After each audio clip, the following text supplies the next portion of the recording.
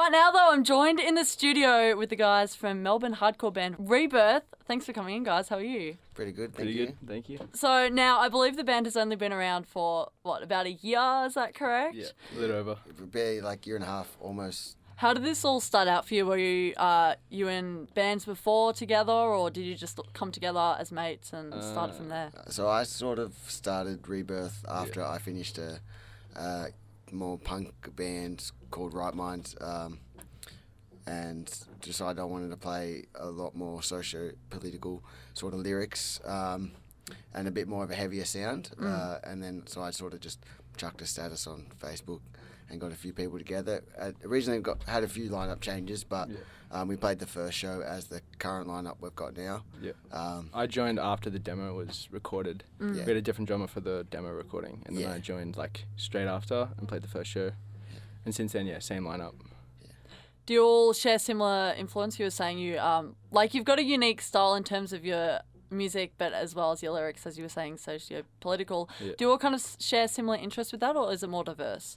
Well, yeah, like in the whole broad spectrum, like we all just like hardcore, and we all have things to say, but we all stem from like different genres. Like Dave, our main songwriter, like listens to just a lot of metal. Slayer mostly. Yeah, Slayer, a lot of Slayer and stuff like that, and then the rest of us sort of listen to hardcore, everything to do with that. But our bass player Brad listens to a lot of like Fat Records. Yeah, punk. Fat Records, like I'm punk. just a youth crew nerd, so I'm always wearing like Youth of Today or Chain or something. Yeah, and then me and Roy, the other guitarist, listen to a lot of like metalcore and stuff like that. So we're all like taken from different areas, but yeah, it's all under hardcore. There's always stuff to write about and things to sort of challenge in terms of like dialogue within the punk scene and just the wider just community and everything. So I always think it's important to have kind of influences like that, like bands that just have those ideals that they can portray and kind of help influence and raise awareness in the community. So was that a thing that you wanted to do? You just wanted to make it solely so you could definitely be an influence? I just wanted to I was sort of getting a bit tired of going to shows and feeling like there was not a lot of bands with substance maybe is a bit probably harsh, but I just got sick of people just talking about, we got merch up the back, grab our record, and We're always looking at things like in a different way. We don't want to just be like another band. Yeah. Like everything we're doing is trying to be, like, we're not trying too hard, I guess, but like we're trying to like push some boundaries, and it's kind of hard now because it's like hardcore's been around for so long, but we're still trying to push boundaries and not just like be another band. Yeah. Well, I just wanted to just be a band that's known. Well, if anything, if people could take away from the band, it's just that we're a band that has a message and has substance. Because to me and everyone in the band, that's one of the reasons why we got into hardcore punk and like the sort of metal scene. That it was just sort of an alternate way of thinking, and sometimes it feels like it's lacking in that at times. So we're just doing our best to try and bring that back in our own way. Yeah. About it as well. Is straight edge another thing you guys identify with as a band? And as a whole? We're all straight edge in the band, but so people probably think especially me maybe, that I don't like straight edge, but because I write a lot of songs that critique the culture. Yeah. But it's more just trying to really push and the positive aspects of what we as a band believe that straight edge can be used for, and trying to minimise the negatives. Yeah, everyone takes straight edge differently and has it differently, but we're saying like you're straight edge, but what are you gonna do with that? You're gonna don't just be straight edge and then just be straight edge and crucify everyone else. You got to do something with that and help, and provide positivity with it. So. Yeah. So I advocate a lot for compassion with people for addiction and thinking about it as a health issue rather than the black and white war on drugs sort of main idea that a lot of people have, because we've been taught that since we've all been growing up and everything. Taught drugs are bad, but it's so hard, like in the music scene. It's just there, so it's good to have some people to have a positive influence on that, and make it okay to not follow everyone else's footsteps, I guess. Yeah. So you released your debut album Crucible recently. Yeah. What can you tell us about this? It's got 13 songs on it. Yeah. lyrically, Tyrone can talk about it, but we wrote it pretty much in the space of like a couple of months, or actually probably more than a couple of months. Recorded it within a week in Brunswick with Joel at Three Face Studios, but it's called something different now. I can't remember what it's called. Yeah, Black Lodge. That's it. And yeah, that's musically me and Dave. Dave pretty much came to the band with all the song ideas, and then we fleshed them out at practice, and we were just determined to get an album out at the start of the year and just start off like the new chapter of the band at the start of the year with an album. So, but yeah, lyrically, Tyrone can talk about it. So, sort of the themes are, there's like a range of themes. Sort of touch on like broader social issues as well as like sort of personal ones. So I thought like for me, like a personal one's like racism and stuff.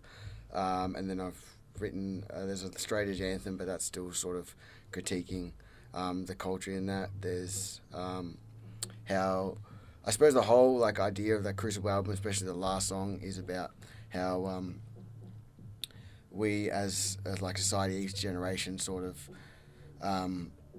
can repeat like the prejudices and mistakes of the past, and sort of it can appear that it's never ending. So like the last line is, "Time is a circle, we repeat our sins," which is a phrase we put to the record as well. Every time you'll like see something to do with the record, you'll see that phrase. But it's actually not sort of a loathing or self-deprivation.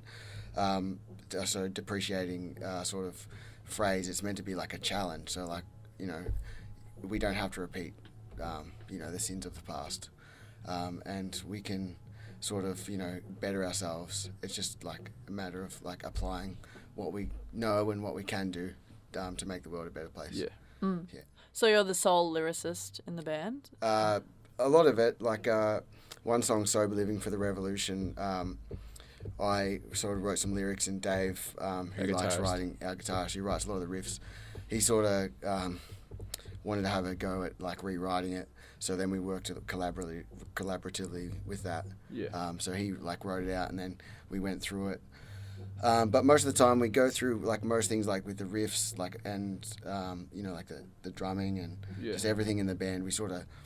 We always share, and at the end it's like a very democratic process.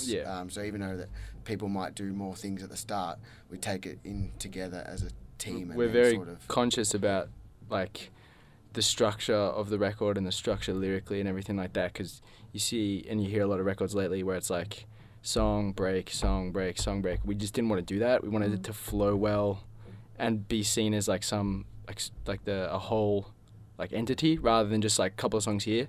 Like you're supposed to listen to it from start to finish and take away from the lyrics and the music and hear the message through it. Yeah, we tried to make a record that sort of isn't just like a record that has like a couple of bangers on it and then the rest are just like sort of like fillers. We tried to not do album we did the tracks. best we could. Like, anyone listening, if you got feedback, please let us know. Yeah, true. So but we did our best. So. Yeah. How do these songs differ at all to the demo you released previously? We did a demo first. As I said, I didn't record that, and then we did the 7-inch, which was Instincts of Suffering, and then we did a 2-song flexi, Rising Descent. Musically, they're different in the sense that like they felt less rushed writing them. Dave did come to prac pretty much with full written songs, but like we made sure we fleshed them out and practiced them and practiced them and practiced them. So we really made sure that we were happy with each part, and that especially during recording we would be fully prepared and ready for recording, so that at recording we could try new things with it and do something a bit different that you might not hear in other hardcore records, especially in Australia. Just like a bit more percussive stuff and different lyrics and different stuff like that. But yeah, we've definitely taken more time with it and put the effort in. That's probably what makes it different, like musically. I think also we've sort of, as we've progressed, gotten a lot more metal. It's gotten a lot more heavier. Way more technical, yeah. Yeah, a lot more technical. Have you continued writing more songs? Like, do you have more tunes? Tyrone's written a lot of lyrics. I've got no. Which is good though, 'cause we have ideas to do like more like spoken word stuff, and I want to do some more instrumental stuff and I don't know, do some weird stuff. But we want to focus on touring off it a lot and playing a lot of shows and trying to get overseas or more interstate. But yeah, we'll definitely be writing more music, because that's the whole thing we've done, was like we keep releasing music and try not to get stale at all, like keep pumping out new stuff. But keep it fresh. Yeah, keep it fresh, yeah. But yeah, we're also very mindful of trying not to rush it. But yeah. We just, I sort of like get a bit blown away and forget how much we've released in such a short amount of time. But I think it's just we've got a good gel, like as a band. Like I don't know, just it seems to work. Yeah. Everyone sort of, when we get into the jam space, we're just it's all business, I guess. Like just like everyone's like, we just sort of just try and everyone practice at home and make sure we've got everything really tight. Yeah. And we try not to do anything half-assed or anything. Yeah. 110%. Yeah.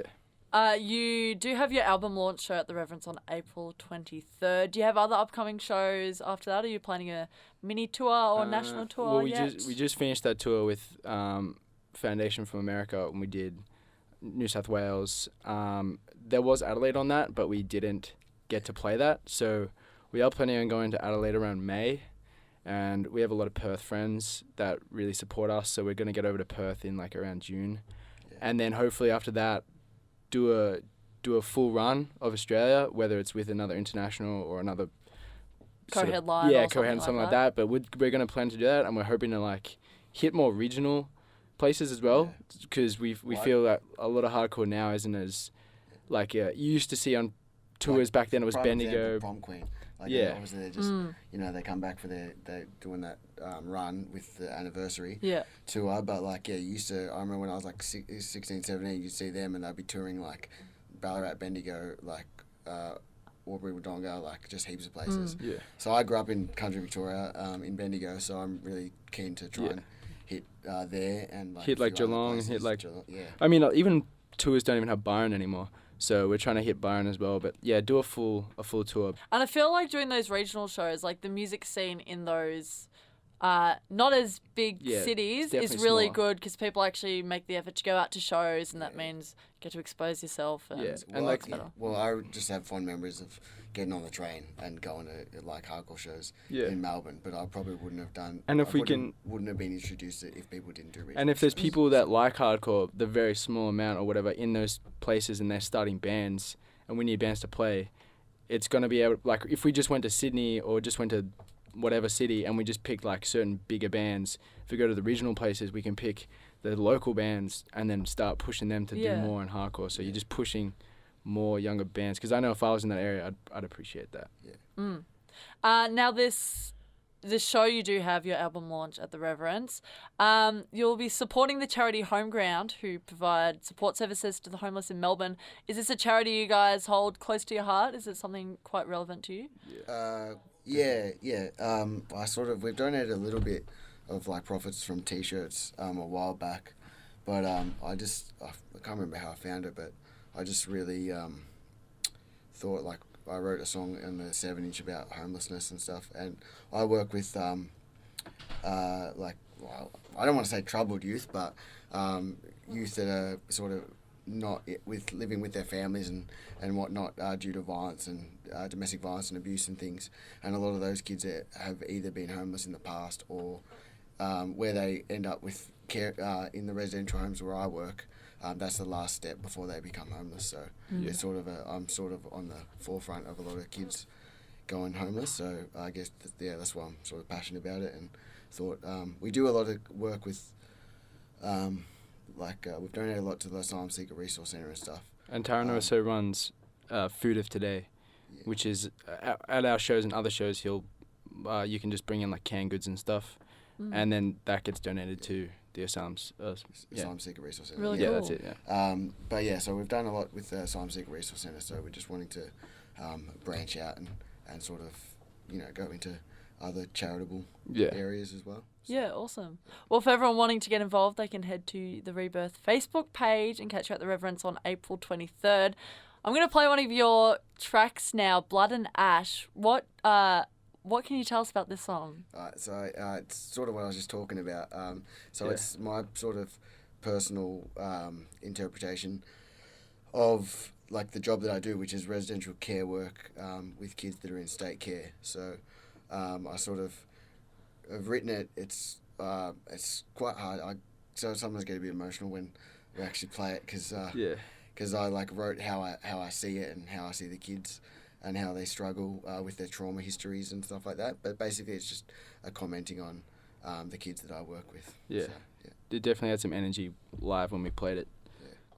Awesome. Well, I'm going to play it for everyone now. Thanks so much for coming in. No worries. Good luck for 2016. Thank you.